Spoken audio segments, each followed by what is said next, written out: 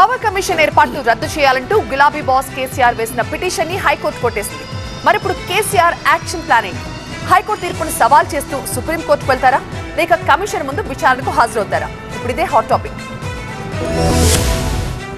విద్యుత్ కొనుగోళ్లపై జస్టిస్ నరసింహారెడ్డి కమిషన్ను రద్దు చేయాలంటూ మాజీ సీఎం కేసీఆర్ వేసిన పిటిషన్ను హైకోర్టు డిస్మిస్ చేసింది. విద్యుత్ కమిషన్ ఏకపక్షంగా వ్యవహరిస్తోందంటూ కేసీఆర్ తరపు న్యాయవాదులు కోర్టులో వాదనలు వినిపించారు. ఇరుపక్షాల వాదనలు విన్న కోర్టు విద్యుత్పై ప్రభుత్వం వేసిన పిటిషన్ విచారణను కొనసాగించొచ్చని తీర్పిచ్చింది. గత బీఆర్ఎస్ ప్రభుత్వ హయాంలో విద్యుత్ కొనుగోళ్లు, పవర్ ప్రాజెక్టుల నిర్మాణంలో అక్రమాలపై రేవంత్ సర్కార్ జ్యుడిషియరీ కమిషన్ ఏర్పాటు చేసింది. అయితే సహజ న్యాయ సూత్రాలకు వ్యతిరేకంగా ప్రభుత్వం కమిషన్ ఏర్పాటు చేసిందని కేసీఆర్ కోర్టులో పిటిషన్ వేశారు. తెలంగాణ ప్రభుత్వంతో పాటు కమిషన్ చైర్మన్ జస్టిస్ నరసింహారెడ్డిని కూడా ప్రతివాదులుగా చేర్చారు కేసీఆర్. దీంతో పిటిషన్ పై విచారణ చేపట్టిన కోర్టు అభ్యంతరం తెలిపింది. ఇరువురి వాదనలు విన్నాక కేసీఆర్ రిట్ పిటిషన్ ను ధర్మాసనం డిస్మిస్ చేసింది.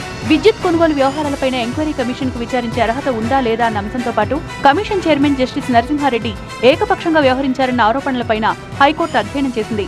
అనంతరం విద్యుత్ కొనుగోలు వ్యవహారాలపై కమిషన్ కు విచారించే అర్హత ఉందని తేల్చి చెప్పింది. మరోవైపు ఏకపక్ష విచారణ జరుగుతోందని చేసిన ఆరోపణలపై కేసీఆర్ తరపు న్యాయవాదులు ఎలాంటి ఆధారాలు సమకూర్చలేదని ధర్మాసనం అభిప్రాయపడింది.